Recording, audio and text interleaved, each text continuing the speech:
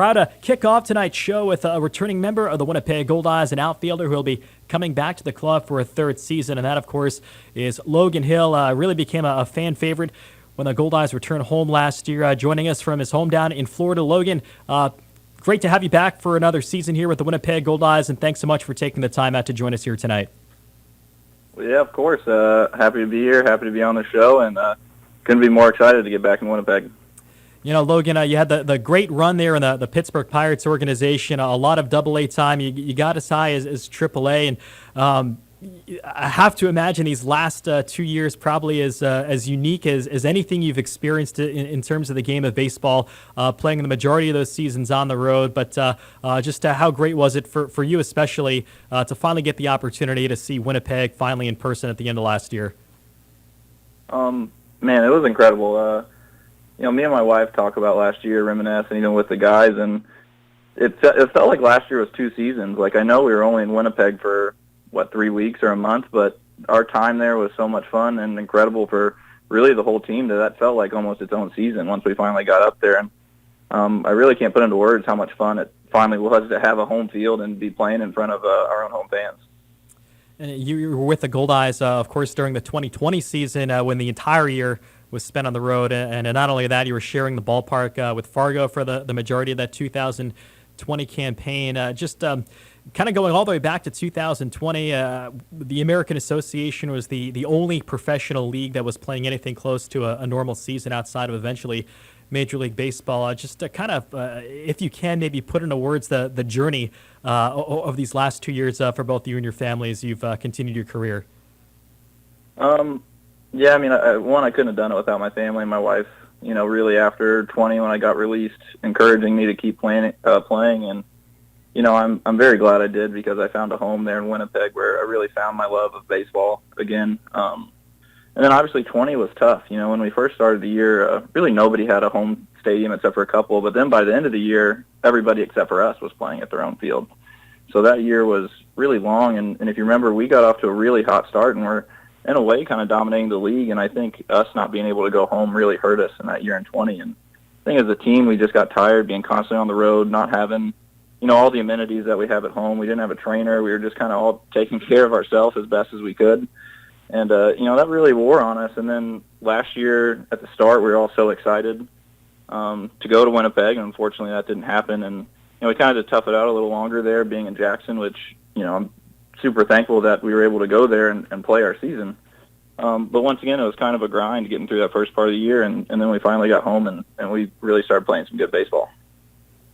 Logan Hill coming back to the Winnipeg Goldeyes for a third season, our first guest tonight on the Inside Pitch. One thing that's been a hallmark through all the ups and downs of the last 2 seasons, just been a lot of great people off the field in the clubhouse for the Goldeyes, you being one of those. But whether it was 2020 with the guys like John Nestor and Darnell Sweeney, or last year with the guys like Max Murphy and returning guys like Wes Darville and Kevin LaChance, how much of an impact has that had on your experience just being around a lot of really great people these last 2 seasons?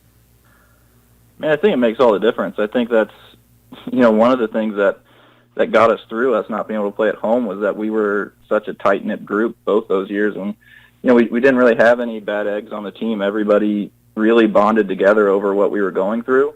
And, we really went through it together, which made us all stronger. And I think that's something Skip really tries to focus on is building a team first, a group of guys that he knows is going to come together over the course of the year and really play for each other and get closer together as the year goes on. So you're basically 2/3, maybe even 3/4 of the season. You're based out of Jackson, Tennessee. It was towards the end of July that we all finally got the word that the Goldeyes would be able to come back to Winnipeg. So, I'm sure the anticipation really ramped up at that point in those couple of weeks leading up to the game on August 3rd. But to finally get there August 3rd after all of the anticipation, and again, especially for you having been with the club at that point for almost 2 seasons without actually having been in Winnipeg up to that point. Just what was that like to finally get there in front of the big crowd? I think we had a little over 3,000 on hand that night, and to go out and win a game 14-3 the way you did. Just what was that like for you? It's hard to put into words. Like you said, I'd been with the team for almost 2 years, and I almost got tired of everybody telling me how awesome Winnipeg was because it didn't feel like I might I might not ever get there. But then when I finally did in that first series with such a good home crowd we had and everybody showing up and winning those games, it really surpassed everything everybody told me. And, I can say it was worth the wait because, maybe without some of that struggle, maybe I wouldn't appreciate Winnipeg as much as I do. But, now I tell you, I love being there and love playing in Winnipeg. And Logan, you mentioned Rick Forney, a guy that I know you built a really good relationship with him over these last 2 seasons. You really hit the nail on the head that he's put so much emphasis on bringing in quality people, and it's certainly served the team well, especially these last 2 years. But what's your experience been like, just kind of being around Rick and I guess seeing independent baseball, over these last couple of years compared to how you saw things run there in affiliated ball? Well, one, I think the best thing I can say about Skip is not only has he helped me on the field, but, he's helped me grow as a man and taking care of my wife and my son. And, I can't really put a price on that and everything he's helped me with, just even on that front off the field. And, for that, I'm going to be forever thankful to him. And then on the field, he's just the ultimate professional. He treats us like men. We have a job to do. And there's a certain expectation of what we need to do on the field. And if you don't perform, you know what you're going to get. And when you do, you know exactly what you're going to get. So just the way he treats us all with, respect. And like I said, he treats us like men and like we have a job to do. There's no hand-holding, and it's very clear on what we have to get done and what's expected. And so when you come from that standpoint, knowing what you have to do, and there's not guessing or really trying to figure out what your manager's thinking because then you can ultimately go out there and play better every day. Logan Hill, Winnipeg Goldeyes outfielder, coming back for a 3rd season, our first guest tonight on the Inside Pitch. Really excited about how the team's coming together this year. Again, a lot of familiar faces from last year, even the last couple of seasons. But wanted to ask you about Kyle Martin, who won't be coming back. He's gotten an opportunity down in Mexico, which is fantastic. But I know he's a guy that you built a really good friendship with over the last couple of years. Had an historic season in 2021 with 31 homers and over 100 RBIs, and went on to win the home run crown in the Mexican Winter League. But just kind of as a teammate and as a fellow professional baseball player, what was it like to kind of watch Kyle on a day-to-day basis over the last 2 seasons? He's a pro. He takes care of his business every day. And, the best thing I can say about Kyle is, obviously there wasn't many bad days last year, but say if he did have one, he wasn't any different, in the locker room or off the field. He didn't carry it over and, get, upset or become a bad teammate because he wasn't playing good. It didn't matter. It was just, he only cared about us winning every single night, and that was first and foremost to him. And, that's something special, and like you said, about guys that Skip finds to build his team around. And so there was just no selfishness at all to him and how he plays, and he's just a great guy.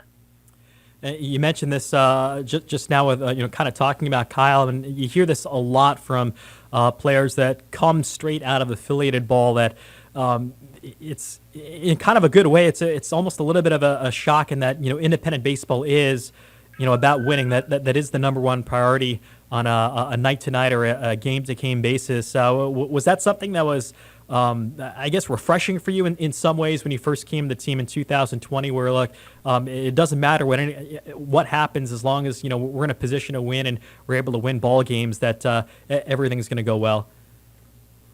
For sure, especially when you can take a selfless approach to baseball and really just focus on the team winning and what can I do tonight to help the team win. It makes playing easier whenever like say you're struggling and, even if you just getting up there and battling and working a walk and saying that's the only thing you can do tonight, but you get the next guy up and he gets the big hit. Well, whenever you're struggling, that's huge, but necessarily when you're affiliated ball a walk, that you can't really take that home and hang your head on it because you're worried about somebody else coming up, taking your spot, and then you eventually trying to make it to the big leagues too. And it's, the winning isn't as emphasized there in affiliated ball. And, I don't really think that's a secret. But then, like I said, when you can really play for the team and just do whatever you can to help the team win, it's very freeing for you. Logan Hill joining us here on the Inside Pitch, and a couple of guys are going to be coming back. I'll ask you first about this one who's been with the team the last 3 years in different parts, and you've been a teammate with him the last 2 years. But that's Kevin LaChance. This guy is just kind of a true professional. I wouldn't be shocked to see him, coaching a college at some point in the near future when his playing career is finished up. But as someone that's a little bit younger than you are, just kind of give us your perspective on how Kevin LaChance goes about his business every day. Yeah, I mean, he's another guy that I've gotten really close to over the past couple of years, and as far as baseball goes, he's just really fun to be around. He's so knowledgeable about the game, and he's always studying, always taking notes, just always learning the game. Even when maybe some of us are relaxing and just kind of watching, he's always over there taking notes, picking up something, and so he's the ultimate student of the game. And I think a lot of us will. Whenever a pitcher comes out of the bullpen, the next three guys up all go to Kevin and be like, hey, what's this guy got? Because we know Kevin knows and has it written down. So he's a great guy to have on the team. Like I said, an ultimate student of the game, and then he's also a competitor. He's scrappy out there and really just gets the job done. And another returning guy, I'll be in the outfield with you again. Max Murphy had a fantastic season in his own right last year, hitting over 300, had over 70 runs batted in, and in a lot of ways similar to Kevin in that he goes about his business as well as anyone on a day-to-day basis. But just kind of your thoughts on Max coming back as well this season. Yeah, I'm really excited that Max is coming back. He's going to be a big part of the offense, and like you said, last year he was kind of almost overshadowed a little bit by Kyle, but his season was pretty incredible himself. He had a bunch of doubles, drove in a bunch of runs with clutch hits, and I think he's a little underrated with his defense out there because he really is a phenomenal outfielder, throws the ball incredible. And like I said, he's also just a great team guy in the locker room, just always there, always taking care of his business, and he's always going to play hard. You mentioned how important family has been to you, and you've been in a unique situation these last couple of years where both your wife and your new son were able to join you, whether it was in Jackson or when the team eventually got to Winnipeg last year. But just how important was that for you, for you guys all to kind of be together as you kind of continue your career? I think that's huge, especially for me, just, being fortunate enough to actually have my son be there. And I know he's little, but to some extent get to watch me play, and then me get to see him after the games. And I know last year there was a big stretch when I was struggling for a month or so, and just I was getting to see him after the games really put things into perspective that things aren't so bad and I can keep going and get out of this. And I really can't thank the Goldeyes enough for taking care of my family the way they do and letting them come up and really making it happen, because without the Goldeyes support, I don't know if we could have all done this together the whole time. No, Logan, I just wanted to ask you about, so you went to Troy University, and you're actually a mathematics major, kind of a unique major. Don't see that too often from professional athletes, and I know you do a lot of kind of math and data analysis on the side. Just kind of tell us how you got into that, and how important is that to you, just I guess on a day-to-day basis off the field, but maybe even looking towards the future once your playing career is finished up. Yeah, for sure. Well, the original plan was I thought I wanted to be an engineer after I was done playing baseball, and now that I'm getting to that point and I'm finishing up school, going back to being an engineer was a little more school than I wanted to do. So I'm finishing up now, like I said, in computer science and data science. And yeah, I really hope that I can use that moving forward to stay in the baseball world and hopefully work with a front office or an agency and kind of be that liaison between the data team and the on-field team, since, like you said, there's not too many of us who have played at a high level and also, have that skill set. And last one here before we let you go, we had the clip here when we introduced you, but your first year with the team towards the end of the year, you hit a memorable home run against the St. Paul Saints at CHS Field. Clanked off the video board, and what was kind of cool about that is they actually had their TrackMan unit running, and they estimated that home run at 484 feet. Just kind of what do you remember about that home run, and kind of where does that rank among the home runs that you've hit in a game? The funny thing that sticks out the most about that home run was I think that really wasn't one of my better games, and I was 0 for 3 with 3 Ks going into that at-bat, and the count was 0-2. I remember being there looking, just going, I am not going to strike out again. This cannot happen.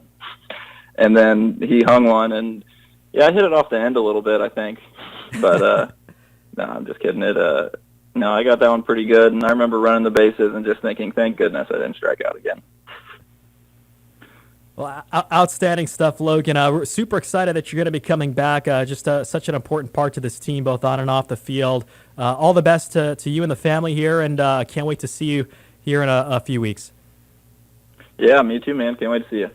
Welcome back to our latest edition of the Inside Pitch on CJNU 93.7 FM. Winnipeg Goldeyes open up the 2022 season on Friday, May 13th, coming up sooner rather than later at Shaw Park against the Fargo-Moorhead Redhawks. And right now we're pleased to be joined by the longtime manager of the Winnipeg Goldeyes, and that, of course, is Rick Forney. Rick, thanks so much, as always, for taking the time out here. Thanks for having me, Steve. Good to be with you. Well, a lot to get to since the last show. Is quite a few high-profile signings here for the Winnipeg Goldeyes, and I do want to ask you, though, first, I know that this person really meant a lot to you, and he certainly has meant a lot to independent baseball and, especially the Northern League and American Association. But a couple weeks ago it was announced that Greg Taggart, your good friend, has moved on from the Railcats and has taken an opportunity in the San Francisco Giants organization. And just kind of your thoughts on your friendship between the two of you, but also what he means to this industry in general. Well, I have mixed emotions about it. I'm heartbroken for my own selfish reasons that Greg's not going to be involved in the American Association anymore. I absolutely love Greg. I think he's a fantastic person, a good father, good husband, good dad, great baseball guy, very, very intelligent, has a clear vision on how he likes to do things and how he likes his ball clubs to be run. And, no matter what, he sticks to his beliefs and he runs it that way, and he's been really successful. He's won a lot of championships and done some amazing things with the Gary South Shore Railcats. And it's just going to seem different not seeing Greg in that dugout. I mean, when you think of the Gary South Shore Railcats, Greg Taggart's the first thing you think of, and he's no longer going to be involved with them, and he's moved on to a job with the San Francisco Giants, and like I said, I got mixed emotions. I mean, we're losing an important piece to the puzzle here in the American Association. He's brought a lot of strength and stability to that organization, and I guess he felt it was time for a change, and there was an opportunity in the Giants organization, so he took it. He called me, he got in touch with me, I guess 3 or 4 days before the announcement was made, just to kind of give me the heads up on, what was going on, and it was kind of tough to keep my mouth shut and not tell anybody, because it is major news, but he's what independent baseball is about. I mean, he lived and loved everything about independent baseball and the American Association, Gary South Shore Railcats. He put his heart and soul into it. And, we're deeply going to miss Greg, and when he's not gone, we'll still stay in touch. I mean, it'll be super busy in Arizona, running the Arizona League Ball Club out there and helping prospects move up the ladder in that Giants organization and hopefully reach their dream of getting to the major leagues. But I'll always stay in touch with Greg. He's been a really good friend of mine and a trusted colleague, and I talk to him a lot, and I anticipate that I will still talk to Greg a lot. One of the things, maybe the thing that just stands out the most when you think about how the Railcats played, whether they were, a playoff contender or maybe not a playoff contender, they just always seemed to be the toughest a team to play against, just because they always gave their best effort for 9 innings every single night, and they kind of forced whoever it was, Winnipeg or any other team, you had to play your best game to beat them. Yeah, they played hard every day, and those kids, a lot of them on that team are thankful to have a job in professional baseball. If it wasn't for Greg, they probably wouldn't have had an opportunity in professional baseball, and they're thankful of that opportunity. And they play hard every day. They're committed to playing hard every day, and they force the best out of you.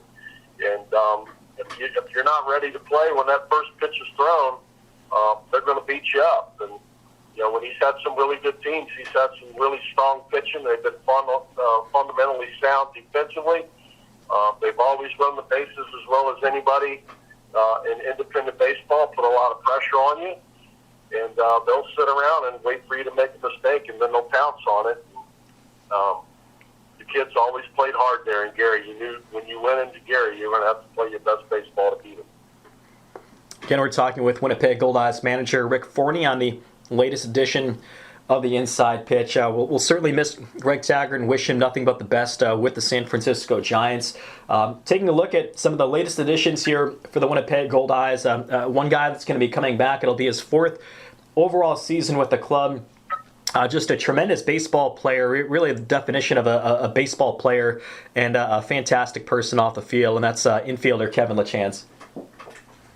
Yeah, I'm glad Kevin's coming back. He's a pro. He prepares probably as well as anybody we've ever had in Winnipeg. Works hard every day, has a good plan every day. He's very thorough and routine-oriented, and he doesn't waver from it. And, he's been a really good player for us ever since we've signed Kevin initially, and he showed a lot of versatility last year. He's a solid defender. And when he's going good offensively and locked in, he's as tough out as anybody in this league. And he's got some sneaky pop in his bat. He runs the base as well, put pressure on you with his speed. He's a really good player, and we're glad to have him back. And it's always fun just kind of chatting with Kevin, just the way he kind of thinks the game. It just seems like, whenever his playing career might be finished up, that you could certainly see him maybe being a college coach or maybe a coach at a really big-time high school. Yeah, I think he's got an opportunity to coach wherever he wants to coach. I think he's so well versed in analytics that I think there'd be a spot for him in professional baseball as well if he chooses to go that route. But he's very, very baseball smart, and maybe too smart for me, so I try not to have too many conversations with him. But he's a good guy, and he's a good baseball guy, and he loves the game. He loves everything about it. Thrilled to have him back. He's a good player, and I think he's going to be in this game for a long time after he's done with the Goldeyes. So Kevin LaChance coming back to the Winnipeg Goldeyes for a 4th overall season, and I'll probably see him playing a bunch of different positions once again. A couple guys, one guy re-signed in the bullpen, got a glimpse of him last year, just had an electric arm, and I remember the ERA was a little bit inflated too. Remember he gave up, I think his very first game, a 3-run homer, and then was pretty much lights out after that, and that's right-hander Zach Ryan, just some of the best stuff we saw at any point last year in the league. Yeah, he was pretty solid. Good velo out of his arm. Still has a lot of arm speed left.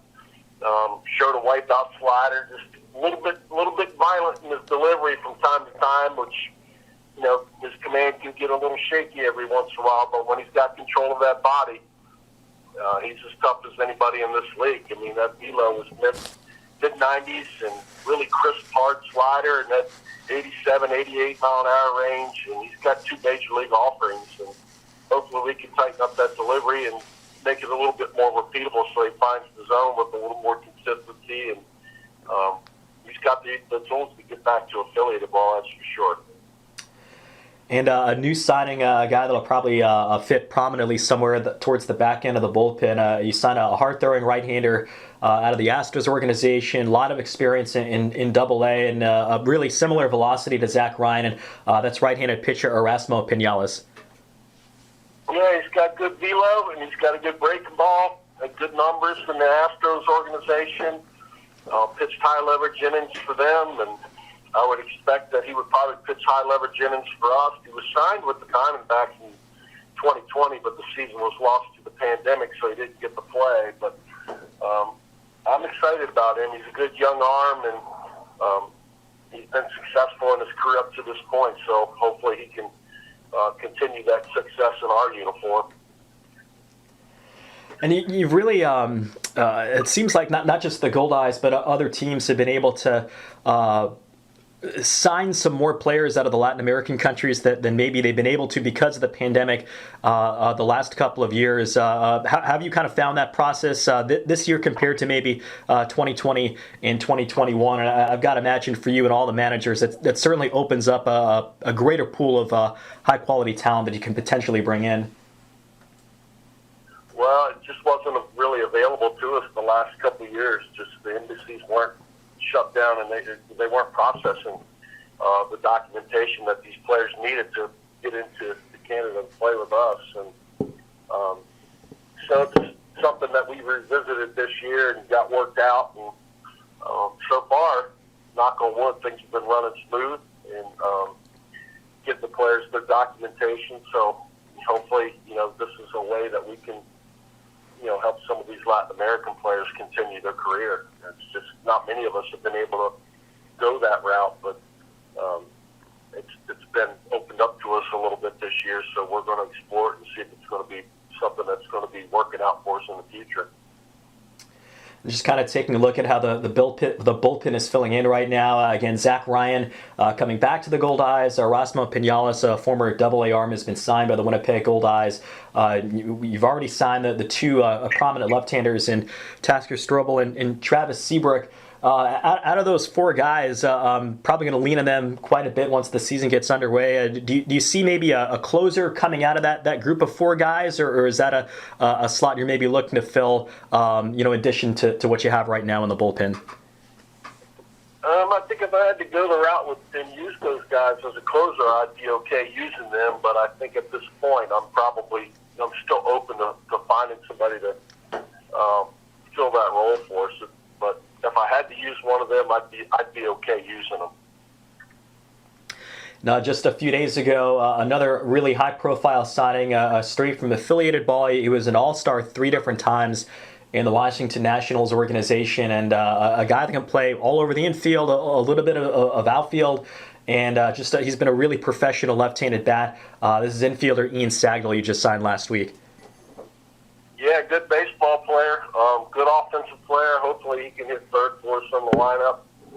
He's won a batting title in his career, and that's not easy to do. Been a multiple-time All-Star. That's also not easy to do. He's just a good baseball player, and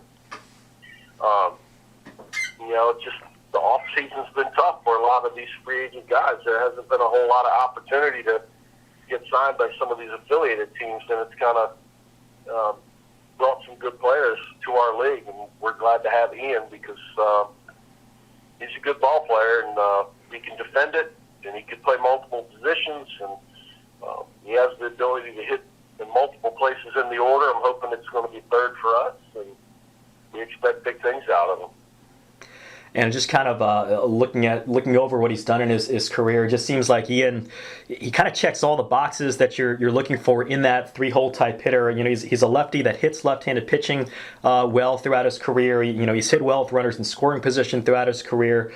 He's got some pop in it. Doesn't necessarily sell out for the home runs. More of maybe a doubles type guy. It just seems like the perfect guy to fit there in that 3-hole, like you mentioned. Well, right now it seems like he's the perfect fit. I mean, he can hit for average. He takes his walks. He's got pop in his bat. I mean, I don't really try to forecast how many home runs he's going to hit for us, but that's irrelevant for me. If we got some guys on base in front of him that can create some RBI opportunities with their legs, a little bit of protection behind him in the lineup, then he's going to get some pitches to hit. And he's a professional enough hitter that I think he's going to drive in some runs for us and give us good at-bats when we need him to give us good at-bats. Now, we mentioned we are going to have our latest Winnipeg Goldeyes player signing, and excited to announce that Raul Navarro, a guy that had a really unique skill set for a right-handed batter, will be coming back to the Goldeyes for his second season, and your excitement on bringing back a veteran infielder that can do a lot of different things. Yeah, Raul's coming off a really good season last year. Hit for average. He took his walks, stole bases, drove in runs. He did a lot of things for us last year. Played a good third base. Really had a good experience with us last year. He's a productive player. And we're glad to have him back. You know, you actually had quite a few of these guys last year, right-handed hitters that hit for average, whether it was a LaChance or a Max Murphy, a Tyler Hill, or Raul Navarra. It seems that particular demographic, it's a lot harder to find these days than maybe it was 5 or 10 years ago. But just kind of your thoughts on how that filled in, where you don't really find right-handed bats that hit for average and don't strike out the way that those guys do. Well, there's plenty of them out there. We just haven't signed them. You got to find the guys that can, do some things, and guys that don't like to strike out. They like to put the ball in play. And the game has changed a little bit in the last few years, where some people don't seem to be consumed by striking out. And I don't know. It's just the new wave of baseball now, but. For me, I think if your offense is going to stay consistent, you're going to have a number of right-handed guys in your order that can hit both right-handed pitching and left-handed pitching, that can get on base. They're willing to take walks, and they cut their swing down with 2 strikes and put the ball in play, have a good 2-strike approach. And if you can find those guys, you better hang on to them, because they're usually going to be successful in this league. I mean, there's a lot of pitchers in this league that end up in any ball because they don't possess an out pitch. So if you have a decent approach with 2 strikes, you can still hit for average in our league, I believe. But it takes the right person, the right mindset, and the right skill set to fit that bill. We got a couple of them that can do it. And I'm just kind of looking back on how things unfolded offensively last year, and it looks like you might have a similarly built offense here going into 2022. Last year, outside of course of what Kyle Martin had done, having that fantastic season with the 31 home runs, the offense wasn't really built around the home run necessarily last year, and yet you guys were still one of the best offenses in the league last season. Yeah, we had a good offense last year under tough circumstances, but offensively, we were pretty solid. I think as good as anybody in the league.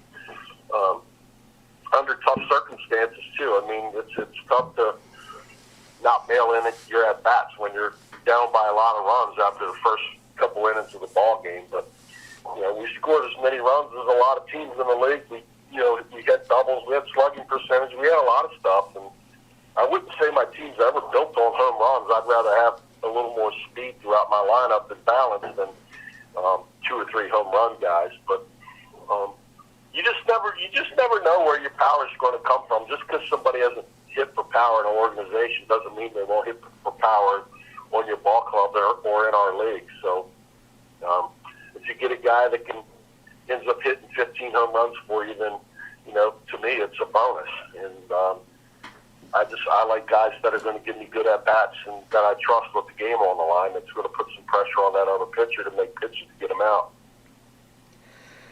Well, outstanding stuff. Kind of approaching the halfway point of the off season here. Already our third show here in 2022. But before I let you go, just any particular areas you're looking to kind of fill between now and the start of the season, as much of the roster has already come together at this point? Yeah, looking for some starting pitching still, center fielder, a utility guy. But mostly my focus is on that center fielder and the pitching at this point. Well, outstanding stuff, Rick. Appreciate the time as always. All the best to you and the family here moving forward, and we look forward to catching up with you again in a couple of weeks. All right, buddy. I'll talk to you